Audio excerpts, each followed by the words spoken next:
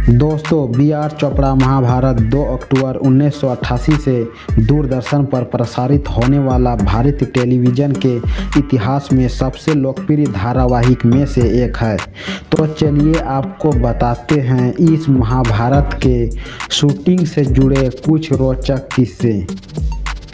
जब महाभारत में भीष्म पितामह को बाण लगते हैं और वह बाणों के सैया पर लेट जाते हैं, इस दृश्य में मैकेनिकल इफेक्ट का इस्तेमाल किया गया था।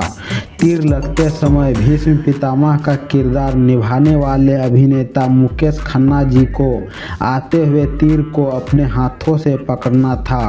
ये तीर पतले तार से खींचे जाते थे और तेजी से हाथ से पकड़ने होते थे।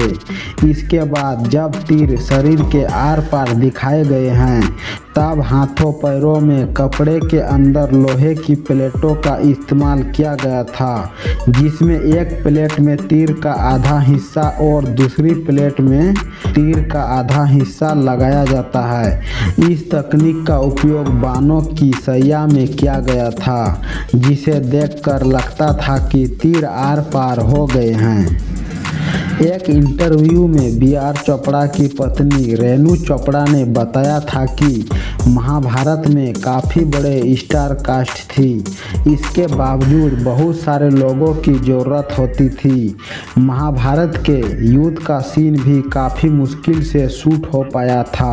हुआ ये कि सीन के शूटिंग के लिए एक बड़ा सा मैदान चाहिए था, लेकिन दिक्कत ये थी कि बी.आर. चोपड़ा को एक ऐसा मैदान चाहिए था जहां बिजली की खंभे ना हो, क्योंकि महाभारत के समय में बिजली नहीं होती थी।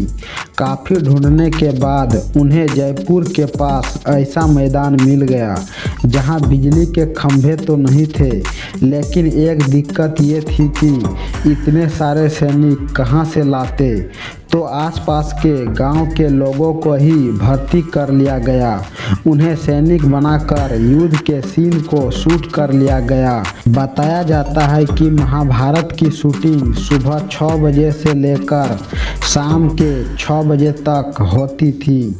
महाभारत के युद्ध से पहले जब श्री कृष्ण ने विराट रूप दिखाया था, इसमें श्री कृष्ण को अर्जुन से बड़ा दिखाना था, तो उसके लिए 2 अलग अलग सूट तैयार किए गए। एक सूट में अर्जुन को रथ पर बैठाया दिखाया गया, दूसरे कैमरे से अलग सूट में श्री कृष्ण को विराट रूप में दिखाया गया। श्री कृष्ण के पीछे अलग अलग चेहरे दिखाने थे। साथ ही साथ एक मुख से प्राणियों का जाना, फिर दूसरे मुख से प्राणियों का वापस आना।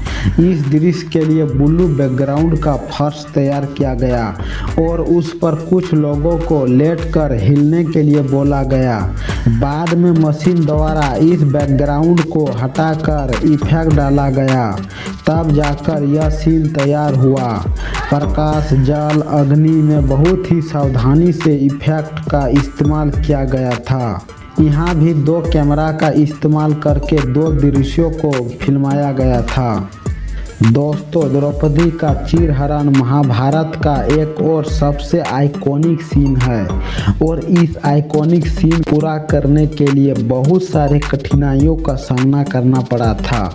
इस सीन को पूरा करने के लिए द्रौपदी यानी रूपा गांगुली को करीब 250 मीटर लंबी साड़ी पहनाया गया था, क्योंकि अगर साड़ी की लंबाई छोटी होती तो यह सीन तुरंत खत्म हो जाता। दोस्तों, इस सीन को पूरा करने के लिए सभी किरदारों को बहुत ही ज़्यादा इमोशन होना पड़ा था, खास करके द्रौपदी को, क्योंकि वही इस सीन की मेन फोकस थी। इस सीन को पूरा करने के बाद रूपा गांगुली अपने को एक कमरे में बंद कर लिया और करीब आधे घंटे तक रोती रही।